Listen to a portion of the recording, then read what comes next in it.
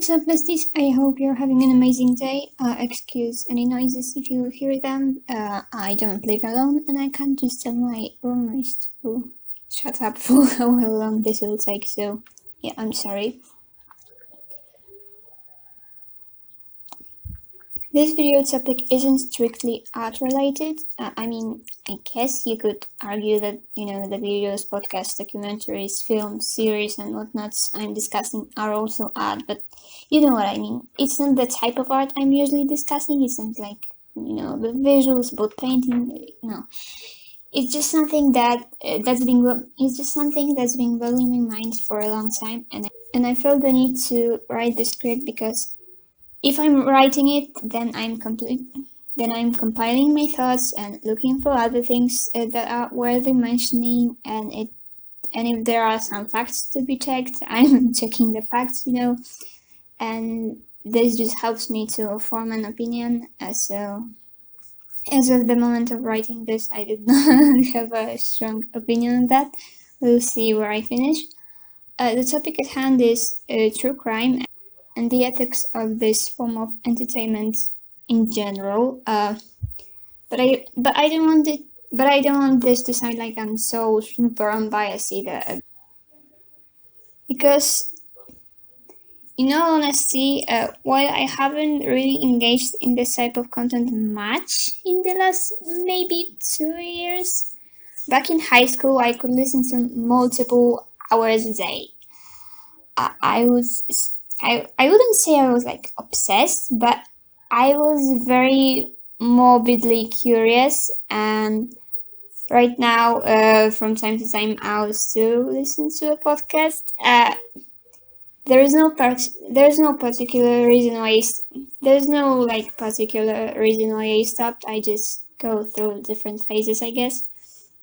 I was a dinosaur kid, later a cryptid kid, super interested in all things paranormal, mythological creatures, and a little bit of aliens. Not the aliens that have allegedly helped all brown people build things because only white people can build pretty things. Such as the aliens that paint little pretty circles in fields.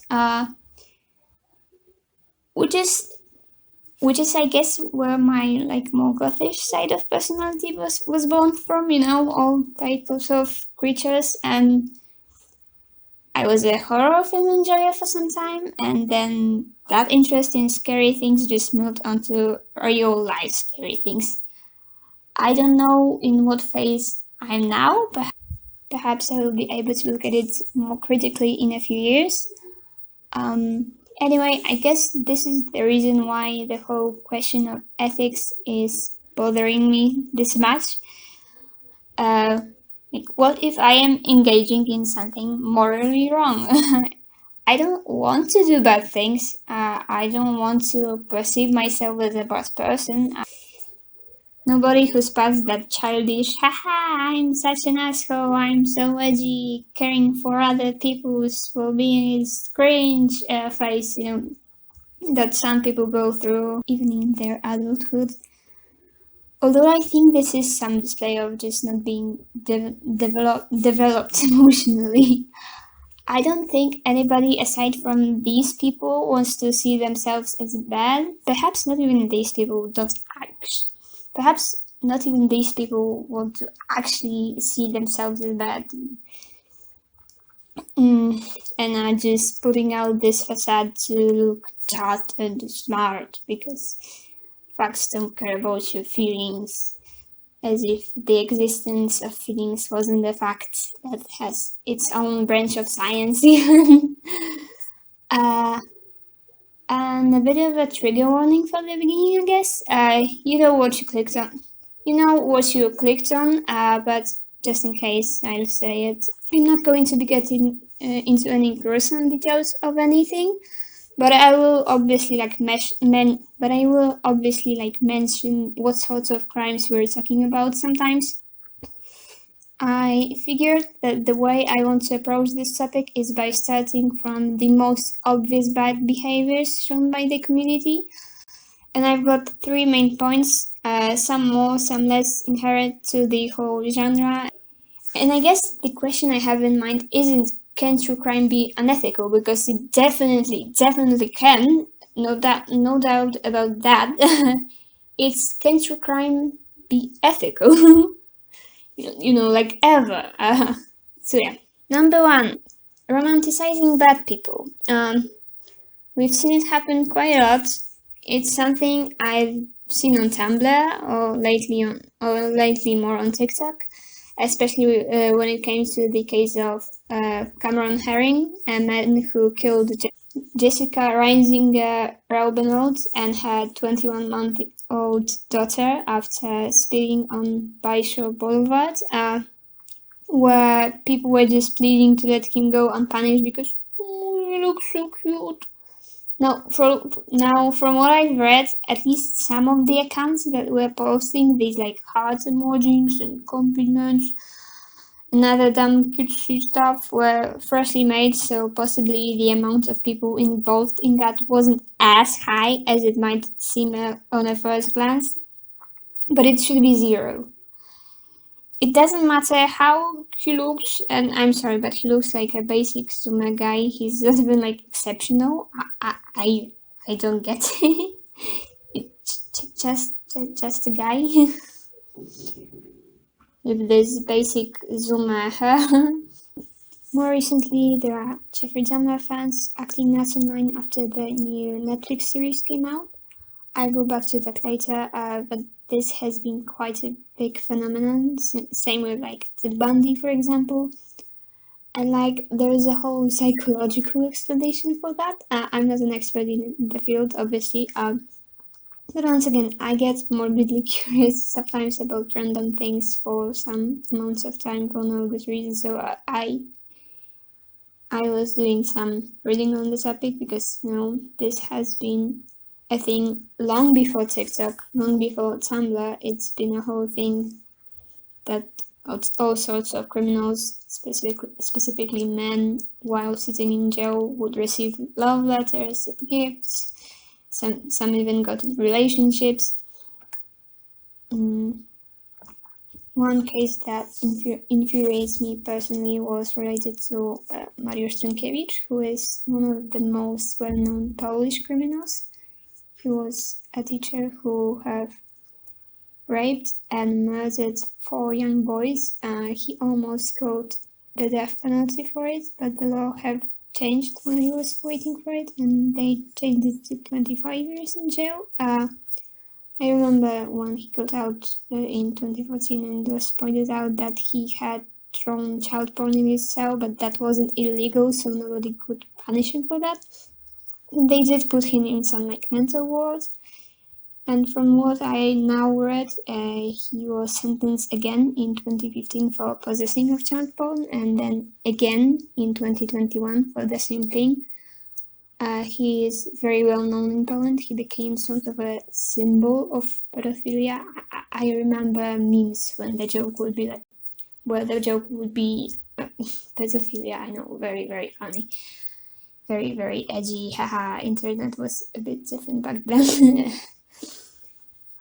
The gist, his face that symbolized that, like, this is the face of a pedophile, okay? And in 2015, he got married to a woman half his age, which is angering, and her story is devastating too, because she said in an interview that she was herself also, right, when she was younger, and also that she blames herself for what happened to her. Truly heartbreaking. No victim ever should feel like they are in any way at fault for what was done to them. But she said also, and we're back at infuriating, that it was the fault of the boys that her now husband has raped and murdered. Like, truly delusional. I don't know how else to comment on that. She has a kid from a previous relationship and wants to have more kids with him, like this pedophile toad. What? And when it comes to all sorts of fictionalized versions of real events, like in the Zama series on Netflix, you could argue that the fangirls don't actually like the original serial killer, rapist, pedophile, and cannibal. They just like this character they see on screen and the actor. Because while I will happily insult many criminals in this video, I'm not going to pretend even Peters is ugly. He's fine, I guess. Just for the will get pick better roles. Although I will argue that that's just weird too sometimes. Another character that I've seen romanticized a lot, coincidentally also played by Evan Peters, is Tate Langdon from American Horror Story. And it always bothers me because Tate has literally raped his girlfriend's mother, like on screen, in one of the more unnerving scenes of the season. Like, he's not just cute, edgy boy. Come on. I did not watch the drama show, and I have no intention to. But this bothers me too. I don't care that it's fictionalized. It's still weird to act this way. Like, it's still weird to act this way. It's like what these characters do is forgivable to you in any way, or are you able to look past that? But you know what's my point? Like, how do you, how? This is not rational. Obviously, it's not rational. I shouldn't be asking these questions, but I just really want to judge. I'm sorry. Because once again, there are actually people, mostly women, who actually are into the real criminals. And as much as it bothers me, I guess it still is interesting to me in some way how a person who has hurt people in all sorts of violent ways can still be attractive to someone, like despite that, or even maybe because of that. One of the reasons might be an existence of this little thingy called hybristophilia, which is a sexual interest in and attractions to those who commit crimes. Paraphilia, in which sexual arousal, facilitation, and attainment of orgasm are responsive to and contingent upon being with a partner known to have committed crime.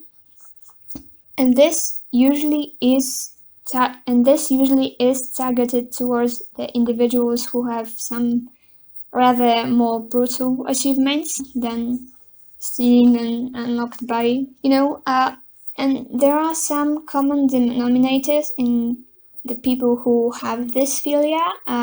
After all, our surroundings and how we're growing up has a gigantic impact on our psyche. And so when it comes to people who had hard childhoods and, for example, were victims of different forms of abuse, they might create some patterns in their minds of understanding the world, the relationships with other people, and just different behaviors.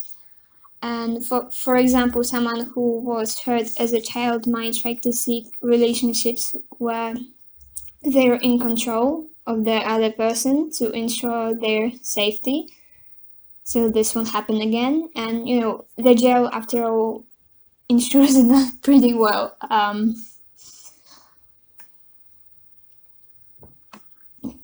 Another thing that might be a result of past trauma is like a pathological need of care and like fixing another person. Like, I'm sure we've all had she can change him, he will change for her, a bad boy, that she can change him. People who had to be like these little adults since they were kids and had to take care with their siblings or their parents who for some reason didn't actually do their job as a parent because they were, for example, addicts. These people sometimes search in their adult life for the same known pattern because in our minds we often see what we know as what is safe. This often doesn't even happen like on purpose. It just, it's just, well, I used to take care of my parent and help them live when they're addicted and get better. Now I'm taking care of a criminal that I want to help and get better and live a good life. Another thing worth mentioning is the halo effect, which is the tendency for positive impressions of a person, company, brand, or a product in one area to positively influence one's opinion or feelings in other areas. It is a cognitive bias. It's very common. We all probably fall for it from time to time. Essentially based on like one known trait of something or someone, for example, their good looks, we assign them other positive traits like being nice and funny and having good intentions. And there's also this whole red pill incel or whatever association from evolutionary psychology that aggression means strength. Strength means masculinity. Ooh, that criminal, that bad boy is a potential alpha male. Ooh, that's some good genes, and this is why the females only like the bad boys and not the nice guys like me. Though obviously, like hybrostophilia is not that common, and the guys who say that are almost never genuinely nice. Yeah, I don't know about that one. I just read it so many times I figured I might mention it. If that has any truth to it, then I guess evolution pulled a very unfunny prank on women. Once again, I have nothing to do with the field of psychology. I studied philology. Sounds similar, but it's not similar whatsoever. I'm just telling you what I read online, and the definitions I read are from Wikipedia, literally, because I'm an adult and nobody can tell me never to use Wikipedia anymore. I think it's good enough for what I'm doing here, okay? Despite all the reasons I gave you to say that this doesn't just come from nowhere, this is just an explanation, not an excuse. Sure, we can't control if we have these sorts of feelings. We can't control our feelings. We can, to some degree, control our actions, though. And saying it out loud that we're into some serial killer or whatnot, undermining the pain that these criminals have caused, blaming their victims, and causing even more suffering is not okay. It's never okay. And I think this is quite a typical mindset in the true crime community. Like the serial killer fangirls are more of an outliers than the typical participants. So this isn't really like something inherent to the group. I just figured it's so loud, it's so often mentioned that I have to say that I have to include it. Anyway, let's move on because I spent a lot of time on just barely related rambling. Going to true crime video creators not being serious enough when covering serious stories. I first started noticing this with the mukbang videos, but in hindsight, I have at least mixed feelings about the makeup too. Not to mention ASMR, that itself should be a crime. This just looks like they don't care, honestly. Though we do get on the gray area here a little because what is and what isn't acceptable behaviors and manners of presenting information, or if we should even be sharing these stories in the first place is very debatable. And I don't think we have to be like pristine clean and presenting like in some serious documents or articles. Like some of my faves were very chill and would even insult the wrongdoers to loosen up the atmosphere, like I'm doing. Because while we have to think about the victims and their close ones, I don't think we have to be all professional about the killers, the kidnappers, and rapists. They're all dumb and ugly. I don't care about them. I hope their feelings are hurt. I think an important thing about these less professional and less clean videos, including the like murder, mystery, and makeup, is that watching them feels much more interpersonal than just watching a documentary. It feels more like, hanging out with some friend. Yeah. Parasocial relationships are a whole big topic nowadays when we follow so many people on social media, and we sometimes start to have these like one-sided bonds with them because it feels like they're so close to us, but I don't think we have time for that in this video. I really, really don't know about the makeup part though. I feel like the people who say that playing with makeup while talking just makes night after this topic discussed aren't entirely wrong, but I don't know. I really can't make my mind on this one because the makeup, of all things, just doesn't seem this bad. You can let me know you can let me know your thoughts on that in the comment section. I'm reading all of that and I'm really curious. When it comes to mukbangs though, no. For those blissfully unaware, mukbang is a video or a stream of someone eating. The trend on YouTube is to eat like a lot of another weird food, but I think the initial concept just came from being there for people who don't have any for people who don't have anyone to share a meal with, so they don't feel alone, so they don't feel lonely. And that seemed like a really sweet idea. It's really weird what it devolved into. Anyway, when it comes to the mukbang true crime videos, the biggest creator who I think originated this subgenre is Stephanie So. From what I've seen, the creator either doesn't eat that much and only focuses on the story, and I guess the food is for hitting the other genre to get a bigger audience watching, or they do it and it's distracting from this, and it's distracting from the whole story. Like, imagine if I was yeah, so he killed his own daughter and their family dog.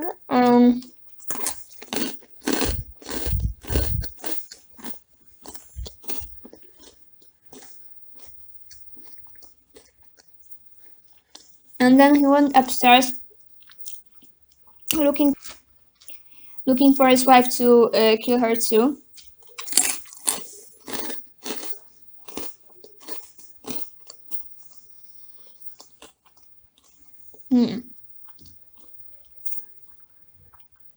Like, this is just disrespectful. And like, I never liked creators who add sad piano music and sound like they're on the verge of crying the whole time, but being as upbeat as Stephanie sometimes is feels just, once again, just disrespectful. An honorable mention in this point get these TikTok's psychics who claim to use their psychic abilities to find out what happened in a case, sometimes even in ongoing situations, notably when the investigation of the killing of Gabi Petito was ongoing. Like, initially, when all we knew was that she was missing, there were these people on TikTok just pretending to know things, and telling us their guesses on whether she's alive or not, because they are guesses. Like, you can have fun with all this weird spiritual stuff if it's not serious. Like, go ahead and, I don't know, play with it. I don't care. It can be fun, I guess. Not in serious situations like that. Like, don't be just like, ooh, I know she's alive because she told me, like, ghost told me, or something. No, don't do that. Why? Why would anyone think this is a good idea?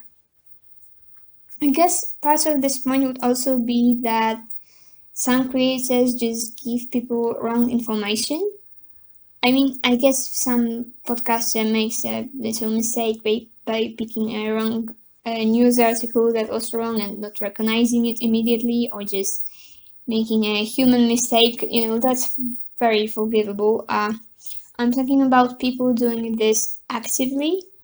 Sometimes it's the people guessing, like these psychics. Sometimes it's film or series creators allowing themselves some creative liberty.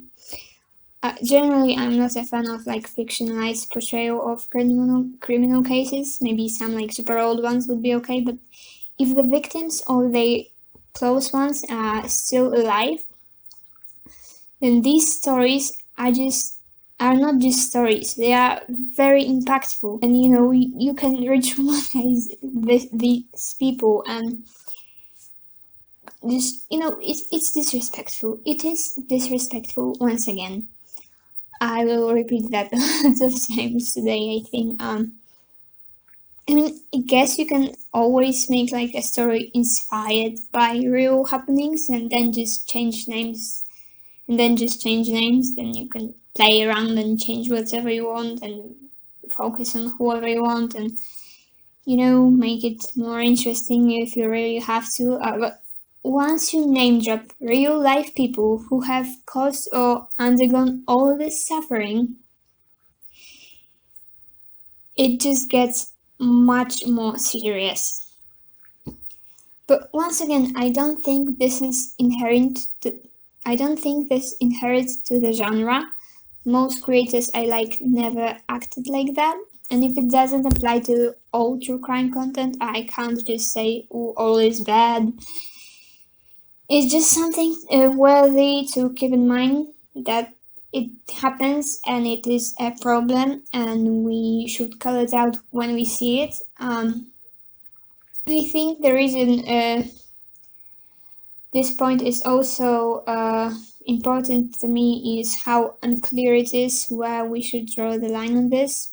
Perhaps someone could say that the presentation of this type of information should only be done in the manner you would expect from a serious news coverage on TV, like all dry. There are these creators I mentioned who try to make everything super like sad by using sad music and a sad tone of voice, and while the events really are sad, don't get me wrong, it always looks so disingenuous to me.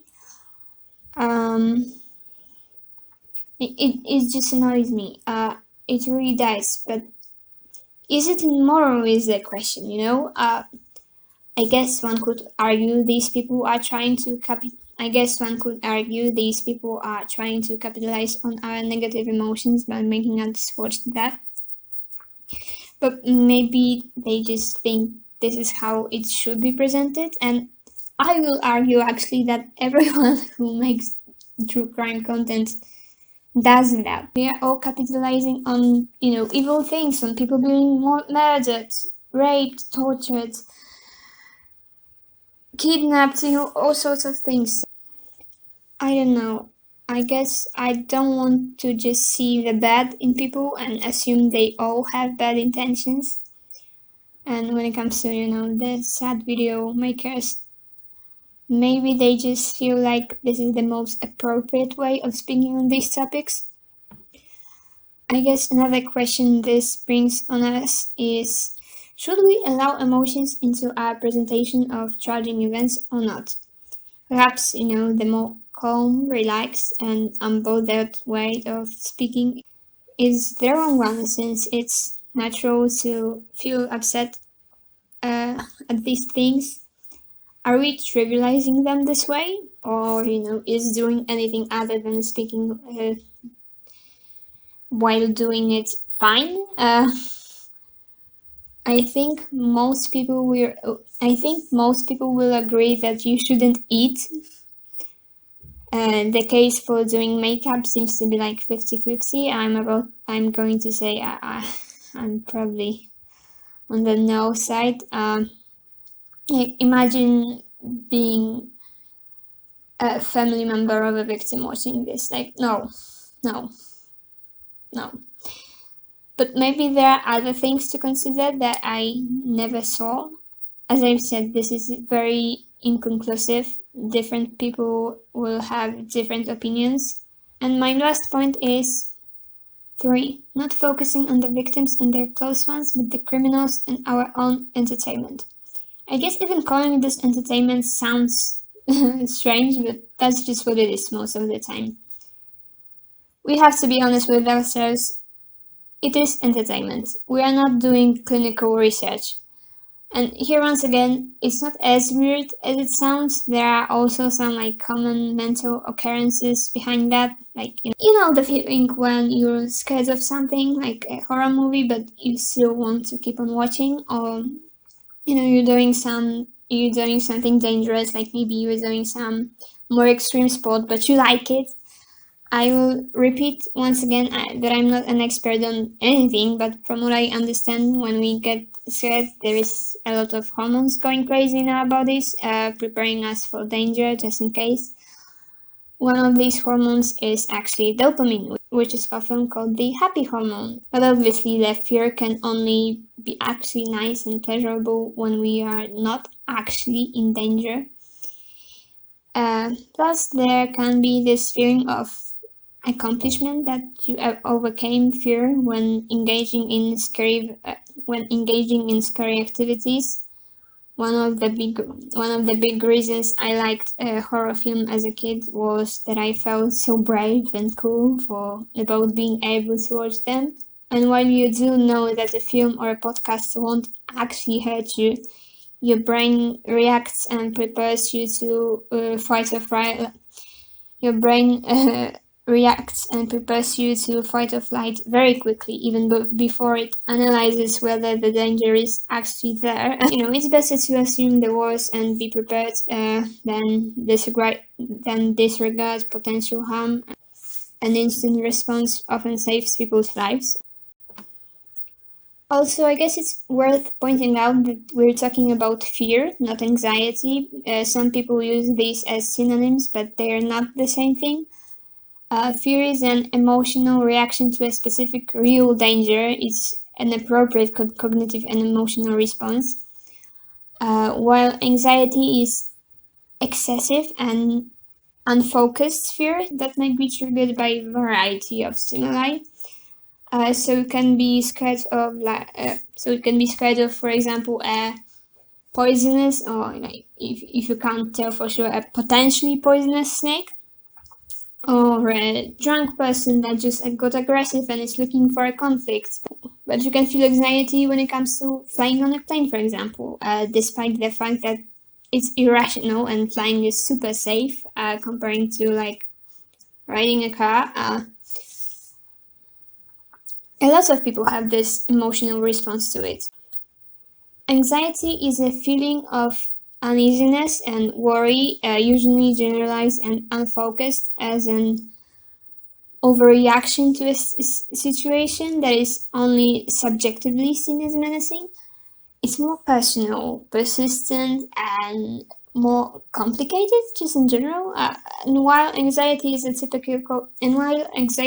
typical human emotion too, there are also multiple forms of anxiety disorders. One not uncommon example of that are phobias, for example, defined by a persistent and excessive fear of an object or situation.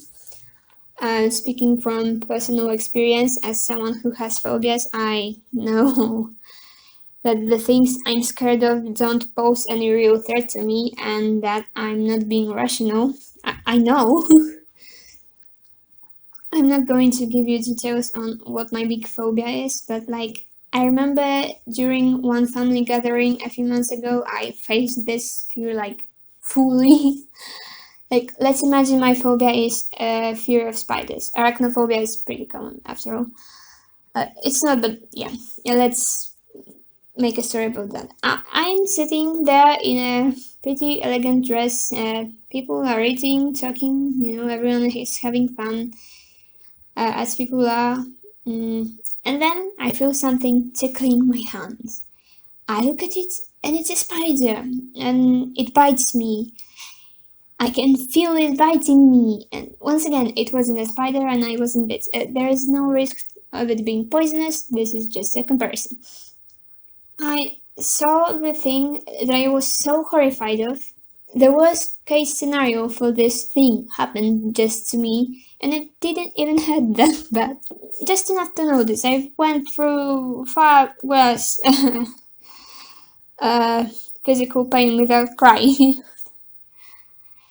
But then I literally just ran away crying and couldn't come out of a bathroom for what felt like an hour maybe, because I was just shaking and crying both out of fear and embarrassment because I knew very well that I'm causing a scene and at an event and I can't get my shit together, and I've just cried my makeup on and and when I came back, still red and still scared, just not crying, I was greeted with the, "See, it wasn't actually that bad.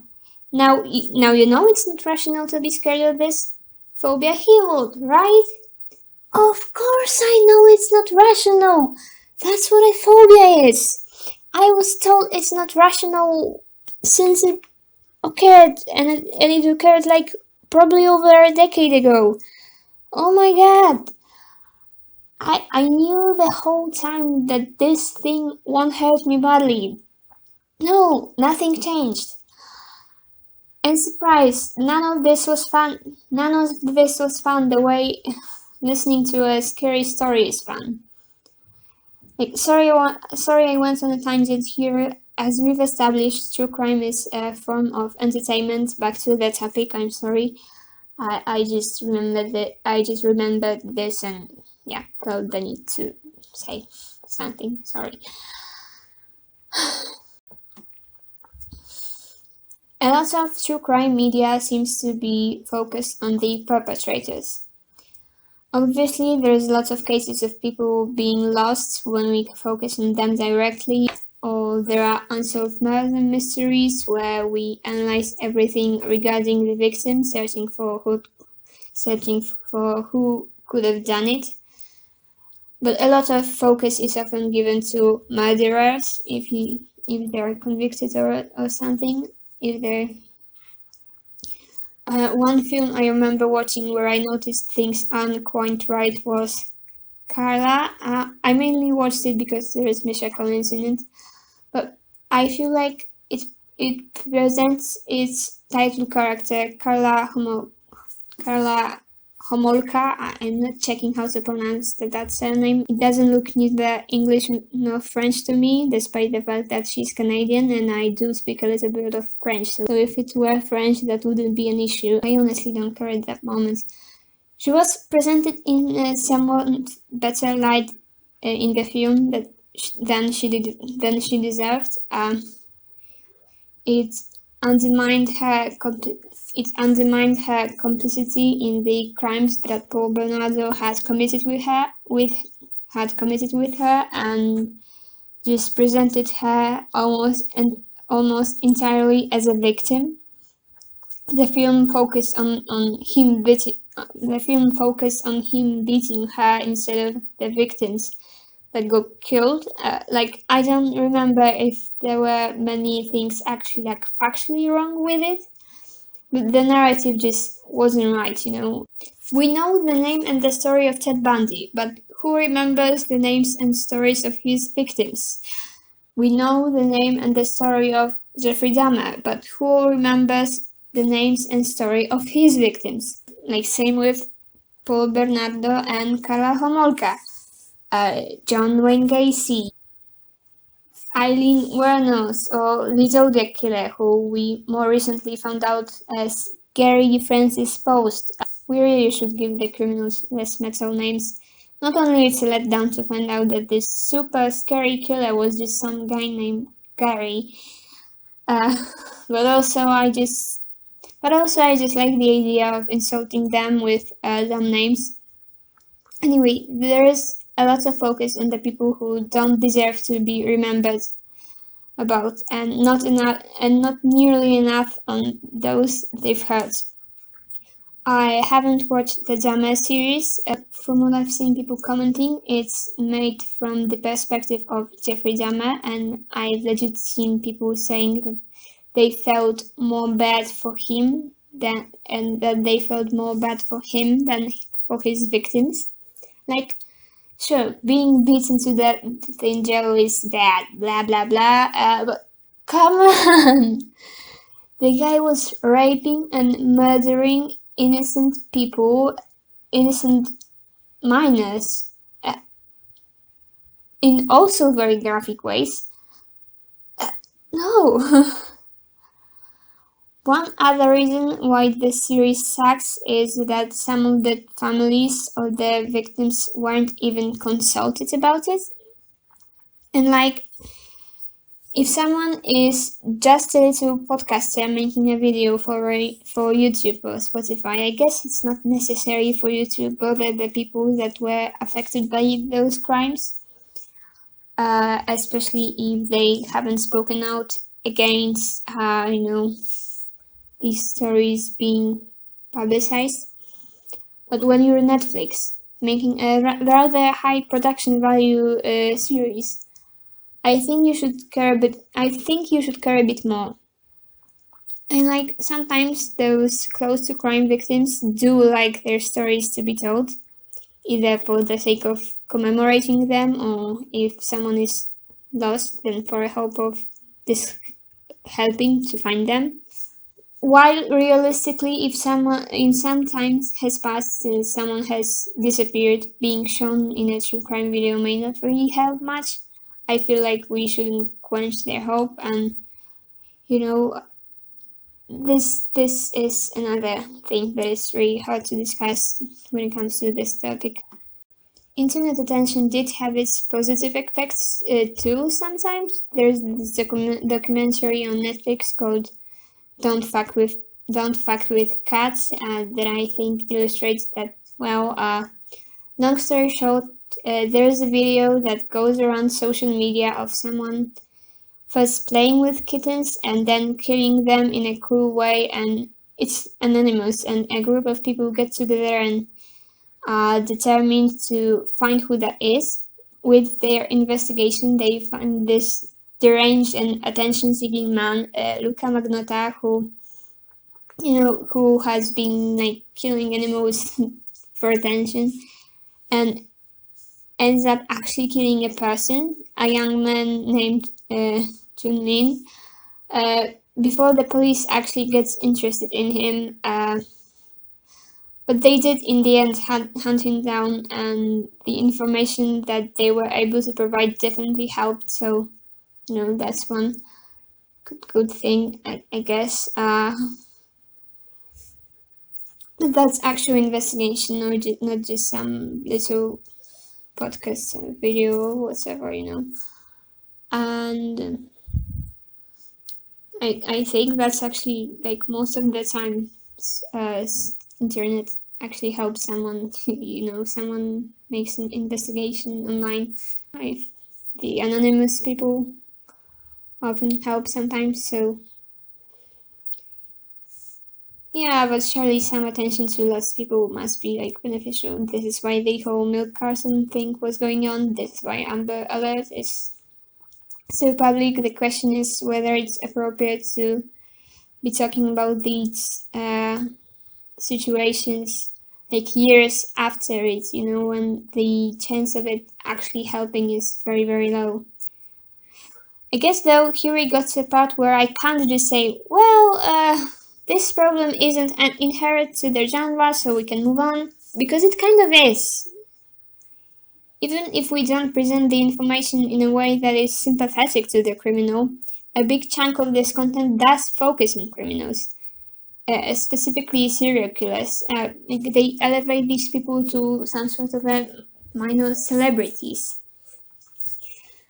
When we hear these stories, the people heard seem to be treated as plot devices, and that makes some sense since they usually lived quite ordinary lives, and that wouldn't make for interesting stories just because they're good people, and they in no way you would expect their lives to end like this, but at the same time they end up being depersonalized, these background characters in stories about their own perpetrators. To what degree is this excusable? And I started on establishing that this is a form of entertainment for us, but went ahead without asking the important question: is it okay to use other people's suffering for our entertainment at all? Like someone cynical could say, "Yeah, of course it's okay. They're dead anyway. We can't undo what has been done. It is what it is." But that sounds harsh. But this goes beyond true crime, far beyond true crime. What about people who enjoy finding out about gruesome historical facts, like the World War II enjoyers? Isn't that the same thing? What about people who enjoy finding out about different medical conditions for a hobby? Not to become doctors and try to fix it, but aren't they in the same category? It's just pure trauma porn. And even when it comes to like fictional stories, yeah, sure, it's a fictional murder, but it is based on things that do actually happen in real life. I guess this is more of a philosophical question about human nature and how there's many ways we're benefiting from suffering. Even more literally, we make all sorts of other animals on this planet die out so we have more space. We are just destroying the planet generally to, generate energy for us, to move places, to make things, and everything. The meat industry is constantly just torturing animals, and what's even worse and speaks more to our failure as a species, there are people, adults and children alike, working in horrible conditions for barely any pay, so that us Westerners can have our chocolates and fast fashion clothes and toys and makeup and distant ton of things, just sometimes it feels like everything is made with exploitation. We benefit from suffering every day without even thinking about it. Does it make it right that it's so normal to us? No, obviously no. But as individuals, we can't just live outside of the system somehow because we need it to survive too. Now, what does it say about true crime? Honestly, I still don't know. I won't pretend to think that the enjoyment of something that came from suffering is always bad, as long as we just don't straight up enjoy someone else's suffering. I guess I have to leave that one as open as it was at the beginning, because I can't just give you one right answer. There isn't such thing. Again, different people will draw the line of what is and what isn't okay in different places. What I am sure of is that we should avoid causing further pain, especially in those impacted by the criminal cases at hand. They deserve respect. I'll start with if they say they don't wish for the story to be big and well known and show up in media, I think we should have some respect for that. As I've said, that's not always the case. I don't know how often it is, but when these stories are told, I think we should just in general always give a little extra thought to the deceased, because so often people just don't even think about it. I don't know, if I get killed one day, you have my full permission to talk about it on a podcast. Just don't dehumanize me and don't be disrespectful to my family and friends. I guess I just really want to think that the problem isn't the telling of the stories itself, it's how they are told. I think that it's interesting how the majority of the true crime audience are women, too.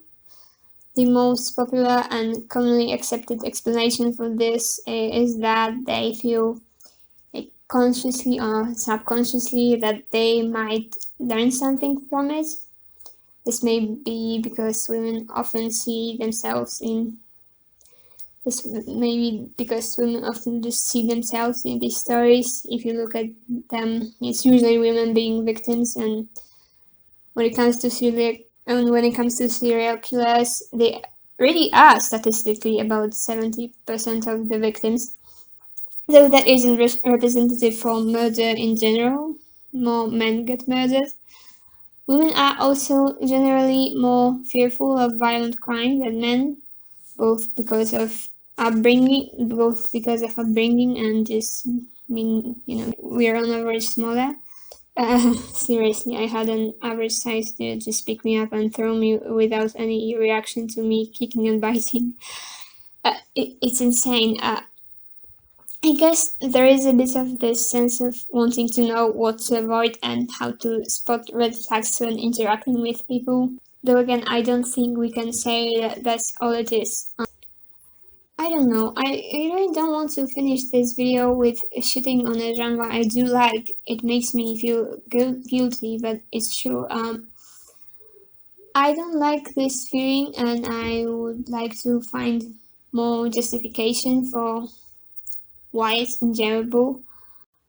I've seen someone say that maybe precisely because we're not evil ourselves, that we are so interested